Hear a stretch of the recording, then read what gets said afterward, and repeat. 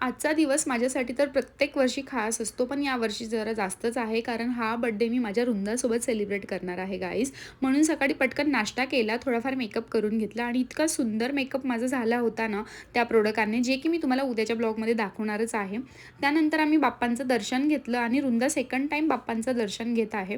आणि तिला तर आता बाहेरच फिरायला आवडतं गाईज. ॲक्च्युली ती बाहेर खूप जास्त एन्जॉय पण करते आणि खूप छान राहते पण. सर्वांना मोठे मोठे डोळे करून बघत असते सारखं, आणि आतासुद्धा बघा ना व्हिडिओमध्ये कशी बघते. दर्शन झाल्यानंतर आम्ही रामकृष्ण हॉटेलला गेलो. खूप मस्त हॉटेल आहे आणि वृंदा तर नको तिकडे कुठल्या पण वस्तूसोबत तिला खेळायचं असतं नेहमी, आणि गप्पा तर कोणासोबत पण करायच्या असतात. चक्क हॉटेलच्या कॅप्टनसोबत गप्पा करत होती.